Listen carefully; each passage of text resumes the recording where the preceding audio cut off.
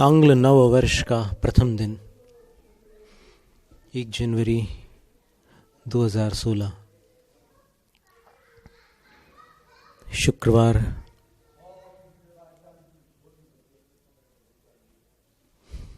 उत्तरा फाल्गुनी नक्षत्र।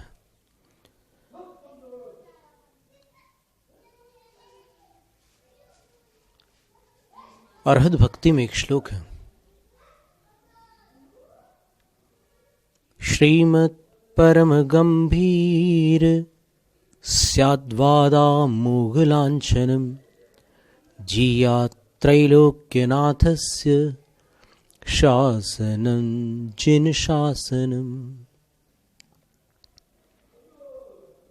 जो अंतरंग बहिरंग वैभव से संपन्न है,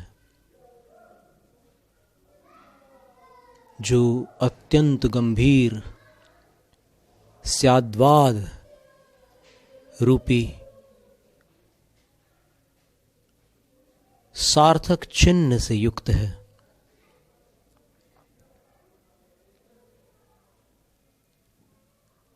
ऐसा त्रैलोक्यनाथस्य शासनम, त्रिलोकीनाथ का जो धर्म शासन है, जिन शासन जिसको कहते हैं,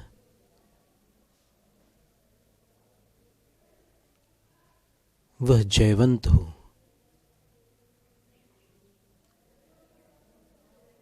उसकी जय हो, जिन शासन की जय हो।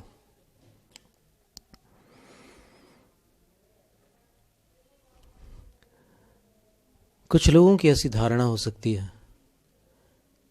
कि जैनियों का शासन जिन शासन कहलाता है, पर यह बहुत बड़ी भ्रांति है।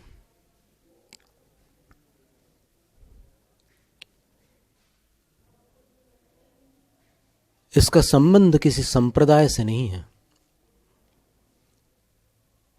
और जो एक शब्द आया था इस श्लोक में, स्याद्वाद, और एक साथ में परम गंभीर शब्द भी उसमें सम्मिलित था, वो समझने योग्य है। स्वामी दयानंद सरस्वती जी सत्यार्थ प्रकाश ग्रंथ के प्रणेता रहे हैं, और उनकी परंपरा में स्वामी कर्मानंद हुए।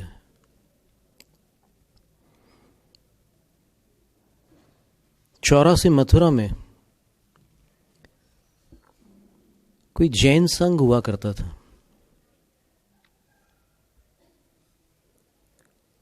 और उसके साथ शास्त्रार्थ चलते थे। एक पक्ष अपनी बात प्रस्तुत करता था, फिर दूसरा पक्ष अपनी बात प्रस्तुत करता था। विचारों में खंडन और मंडन का एक सिलसिला चलता था। ये अनेक दशक पूर्व की घटना है।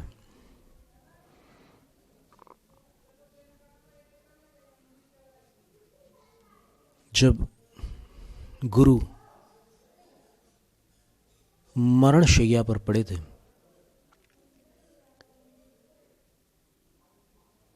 तब कुछ बेचैनी दिख रही थी।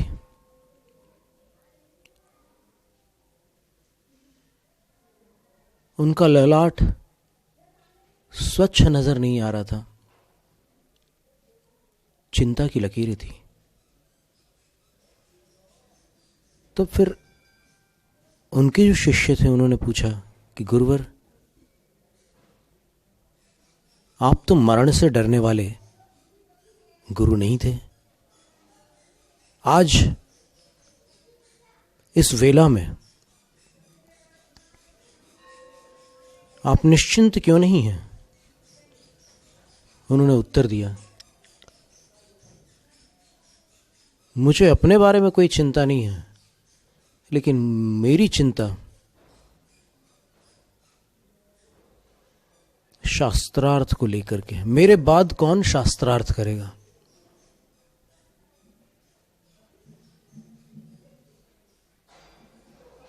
जिन मत को कौन पराजित करेगा।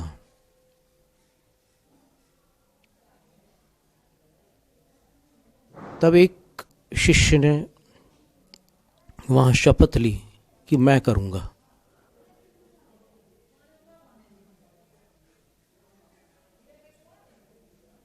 गुरु ने उनके उत्साह को देखकर और उनकी प्रतिभा को पहचान कर चिंता छोड़ दी और समाप्त हो गया।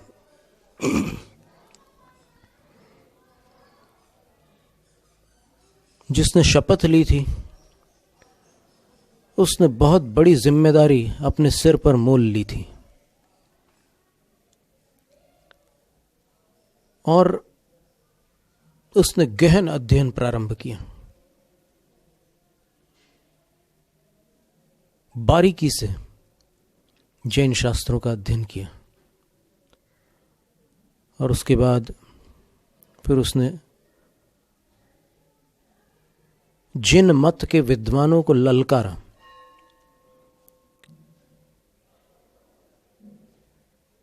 और एक जबरदस्त शास्त्रार्थ हुआ।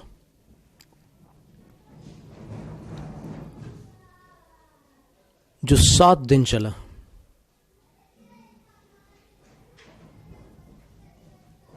छठे दिन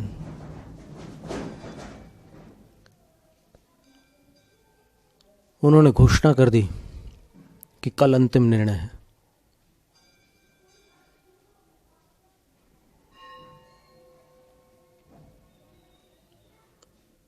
अब सांप्रदायिक लोगों को डर लग रहा था कि अब क्या होगा। वैसे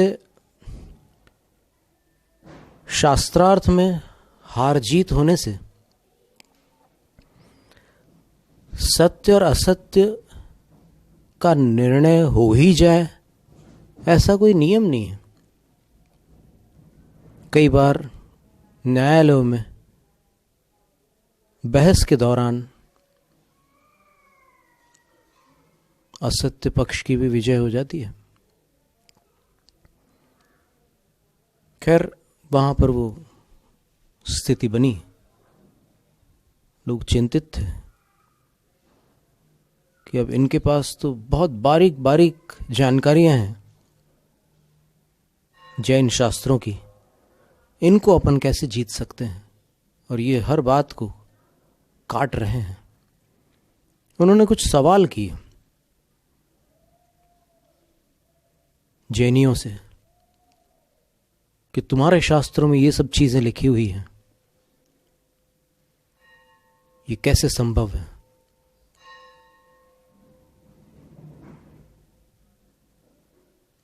जब आखिरी दिन निकट आया, 7वां दिन हुआ, रात को बहुतों को तो नींद नहीं आई थी, लेकिन उस सभा में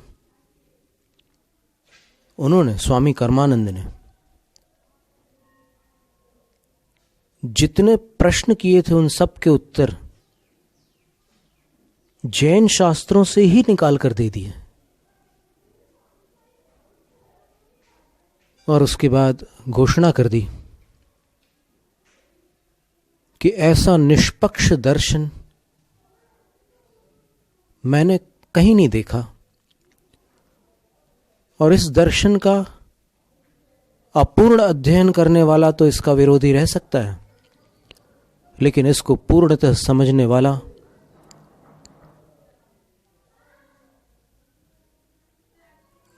विरोधी तो दूर की बात है, स्वयं जैन बन जाता है। ये हम जैन संप्रदाय की बिल्कुल बात नहीं कर रहे हैं, क्योंकि जैन संप्रदाय इसको सुनकर बहुत खुश हो जाएगा। ये जैन दर्शन की बात है। दर्शन का अर्थ विचार होता है, और उसके पोषक जो जैन सिद्धांत हैं, जैन धर्म, जैन दर्शन, जैन सिद्धांत, जैन न्याय और जैन गणित, इन सब को समझकर जिसने उस दृष्टि से तत्व को देखा है,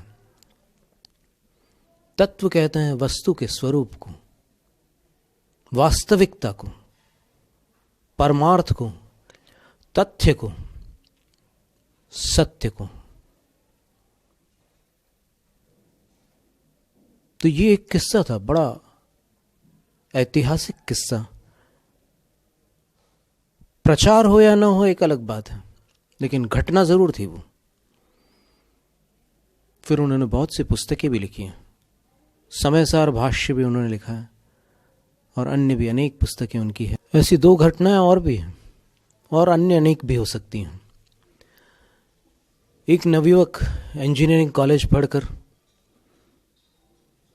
सिविल इंजीनियरिंग कंप्लीट करके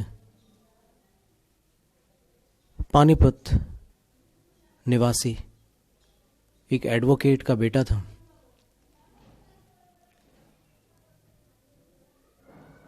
जन्मतः जैन परिवार में रहा, लेकिन कभी ऐसी भावना नहीं जागी कि देखे तो सही जैन शास्त्रों में क्या है, जैन कथाएं कैसी क्या हैं, और ये जो मंदिरों में उपदेश आदि चलते हैं उन उपदेशों में क्या होता है। नहीं, साइंस के स्टूडेंट है, दुनिया आगे बढ़ रही है और ये सब पुराने ज़माने की बातें विद्यार्थियों को विशेष रूप से रास नहीं आती, पसंद नहीं आती। पर संयोग की बात बनी कि जैनियों में एक परंपरा है, वो भादों के महीने में मंदिर में कुछ धर्म कर्म करते ही हैं। 90% से भी अधिक लोग उन दिनों मंदिर में नजर आते हैं जो साल भर लापता रहते हैं। तो वो जो नवयुवक था, जिनेंद्र उसका नाम था, वो जब मंदिर गया तो भादों के महीने में वो 10 धर्म का जो पर्व चल रहा था उसमें कोई व्याख्यान चालू था। उसने देखा कि मेरे पिताजी बोल रहे हैं। उसके पिता वहां पर शास्त्र सभा में व्याख्यान कर रहे थे। तो फिर उसने भगवान के पास पुंज वगैरह चढ़ाया और फिर उसने सोचा कि देखें, सुन करके देखें क्या बोल रहे हैं पिताजी। बोलने में तो कुशल थे, वकील साहब थे, जय भगवान जैन एडवोकेट नाम था उनका। और वो ऐसे सुनते गए और इसी बीच बारिश आ गई। लेकिन जीवन में पहली बार एक ऐसी घटना थी उस युवक के कि वो पूरा तरबतर हो गया, लेकिन ध्यान भंग नहीं हुआ। तल्लीनता से वो पूरी बात सुनता चला गया और सुनने के बाद उसको लगा कि मैं धर्म को विज्ञान के खिलाफ मानता था, लेकिन आज धर्म की बात सुनकर, पिताजी से मैंने बहुत सी बातें सुनी लेकिन आज पहली बार ऐसी बात सुनी। इसको सुनकर मुझे लगता है कि इस धर्म का कुछ अध्ययन करना चाहिए। किसी भी विषय में, अनजान विषय में फैसला करने का अपने को अधिकार नहीं है। मुझे जानना होगा कि ये क्या है। मैं मंत्र मुग्ध हो गया, सम्मोहित हो गया, पूरा भीग गया। अब मुझे पता चल रहा है कि मेरी क्या हालत है। निस्संदेह ये बात अनूठी बात है, निराली बात है, अलग है। और उसके बाद जब उन्होंने अध्ययन प्रारंभ किया तो फिर वही जिनेंद्र वर्णी के नाम से जैन शासन के 1000 वर्षों में होने वाले विद्वानों में प्रथम श्रेणी में गिने जाने वाले महान विद्वान और त्यागी तपस्वी बने। जब दीक्षा के बाद उनको लगा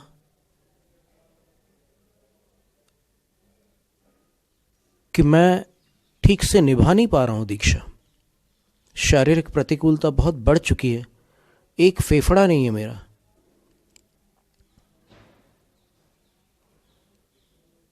तो फिर इस दीक्षा में स्थिर रहकर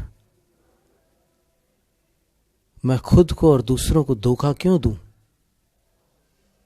या तो मैं संलेखना ले लूं और या फिर मैं नीचे उतारा हूं थोड़ा सा।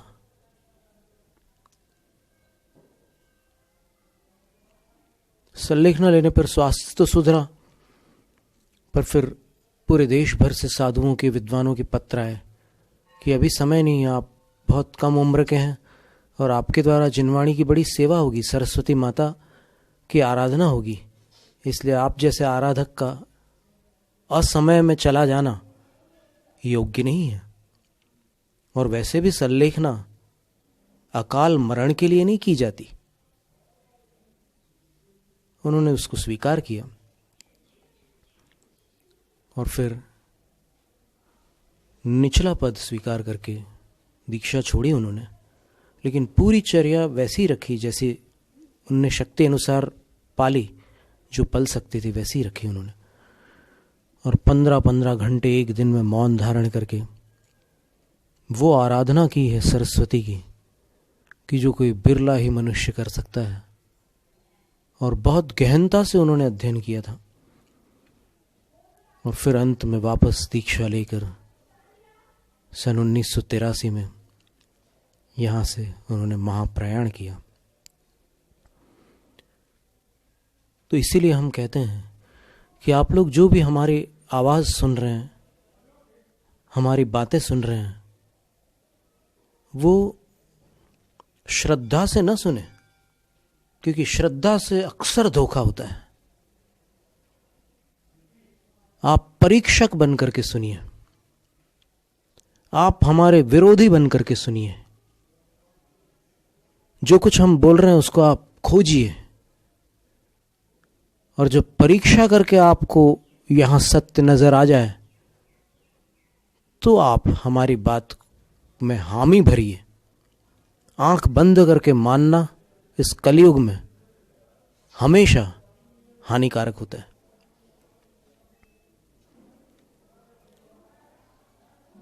और हमारी कोई बात आपको ऐसी गलत मिल जाए तो हम खुद आपको छूट देते हैं, उसको उठा के फेंक देना, और लगे तो हमें छोड़ देना। हमें छोड़ने से आपका अहित नहीं होगा, सत्य को छोड़ने से आपका हित होगा। परंपरा को आगे बढ़ाने का संकल्प है हमारा, क्योंकि आपकी उम्मीद पर टिका है परिवार हमारा। अमर भारती एक उम्मीद, जज्बा बुलंद हौसलों का, जज्बा भारत के निर्माण का।